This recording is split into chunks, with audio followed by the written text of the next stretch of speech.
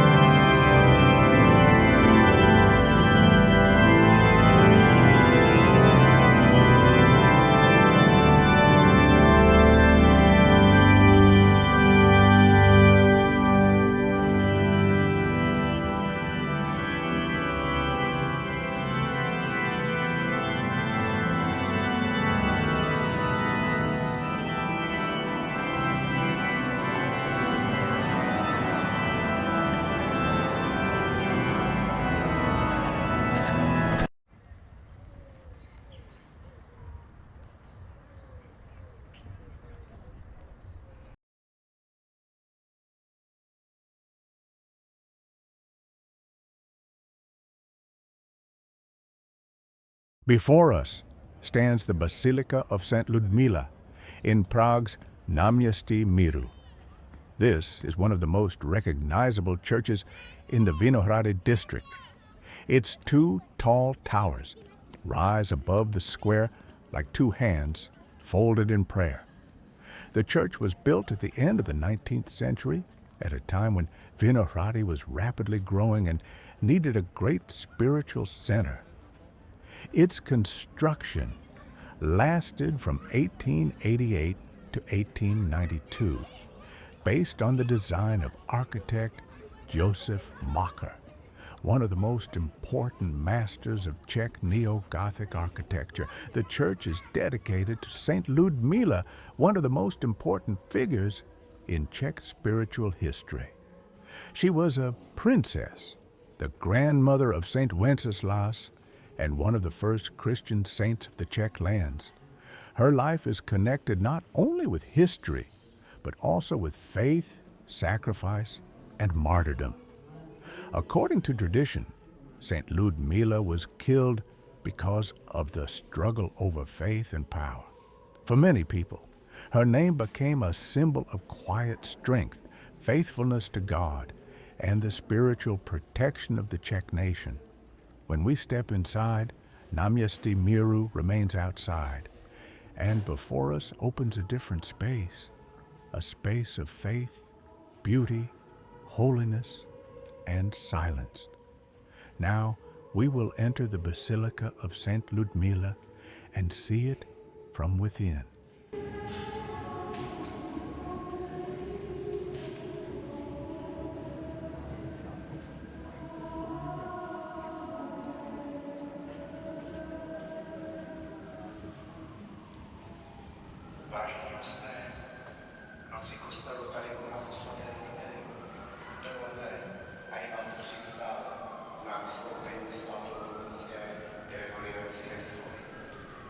Tento ženský soubor působí v naší farnosti téměř 25 let, až jednou za měsíc doprovází směrem latinskou bohoslužbu. Dnes bychom vám rádi představili duchovní hudbu od jednohlasého latinského gregoriánského chorálu až po skladby 20. století. Na úvod slova zaspěval hymnus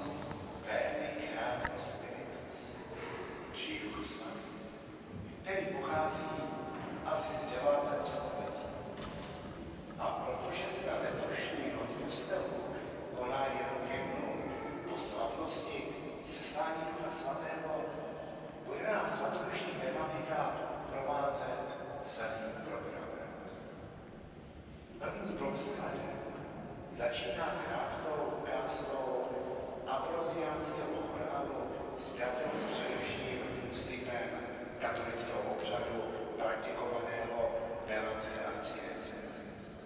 Text převzatý žalmu 85 začíná slovy Inclina Domine aurem tuama a mluví o důvěře v Boha a zároveň o pokoře těch, kdo se k němu obrací.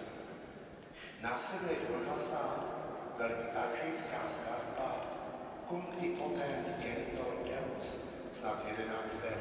nebo 12. století, zaměřená jen Bohu, nejsvětější trojici a překlad úvodních veršů zní tak. Všemohoucí Otče, Bože stvořiteli, smiluj se. Kriste Boží slovo, moci a moudrosti od slova, smiluj se. Duchu svatý, spojení a láskou obhov, smiluj se. Z začátku 14. století pak pochází hymnus Luxmera Lucis Dali.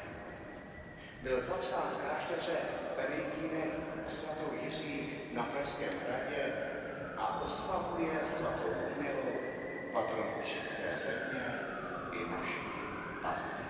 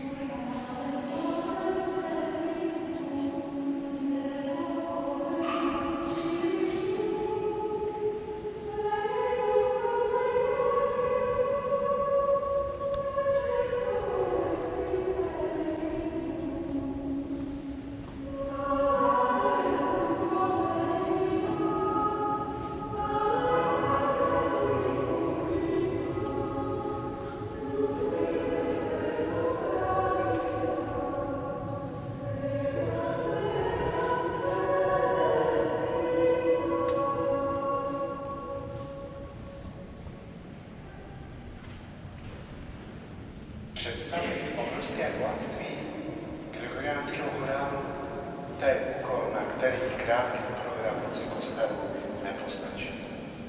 Jedná se o hudbu, jejíž kořeny sahají do doby před 2000 lety, redakčně sjednocenou asi v 8. století a v naprosté